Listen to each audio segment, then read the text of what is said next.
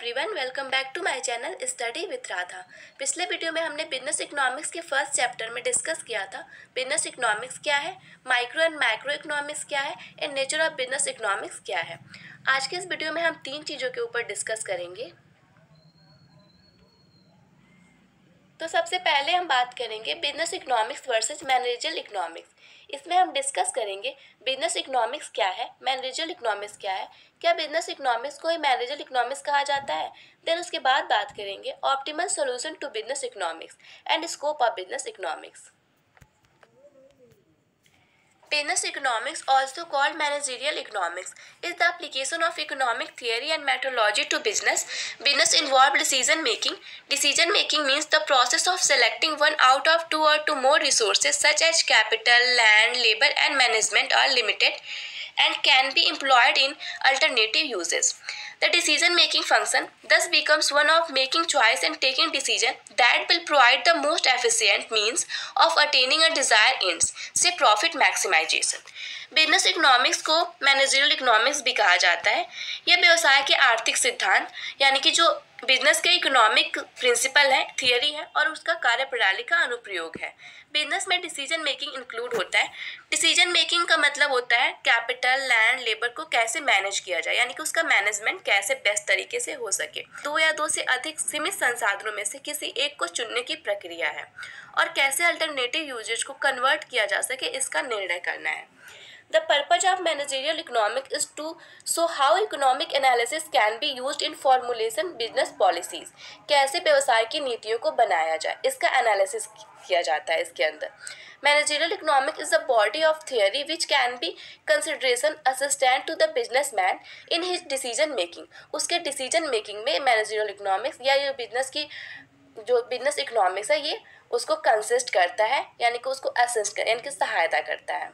Okay Business economics needs the business firm. This is illustrated in the following presentation. Economic theory and methodology. Decision problem in business. Business economics, application of economic theory and methodology to solving business problem. ये business problem यानी कि जो भी business में problem create होती है, problem आती है, arise होती है, उनको कैसे solve किया जाए इसके बारे में decision बनाता है, यानी कि decision making करता है। तो ये तो बात हो गई बिजनेस इकोनॉमिक्स और मैनेजरियल इकोनॉमिक्स की कि बिजनेस इकोनॉमिक्स क्या है, मैनेजरियल इकोनॉमिक्स क्या है। तो बिजनेस इकोनॉमिक्स को ही मैनेजरियल इकोनॉमिक्स कहा जाता है। यहाँ तक आपको समझ में आ गया होगा। अब बात करते हैं optimal solution of business problem. तो सबसे पहले जानते हैं कि बिजनेस की प्रॉब्लम क्या है, यानी कि व्यवसायिक समस्या क्या है।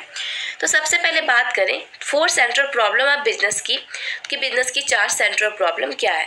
तो फर्स्ट है व्हाट टू प्रोड्यूस, सेकेंड है how to produce and third है for whom to produce and last है future provision for economic growth.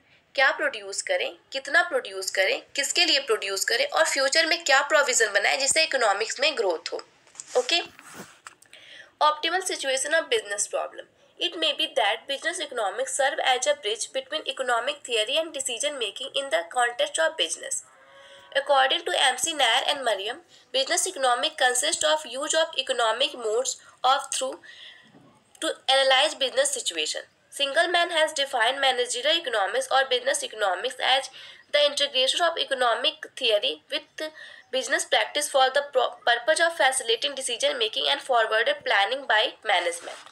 ये हो सकता है कि बिजनेस इकोनॉमिक्स बिजनेस के संदर्भ में आर्थिक सिद्धांत और निर्णय लेने यानी कि डिसीजन मेकिंग में एक ब्रिज के रूप में कार्य करता है।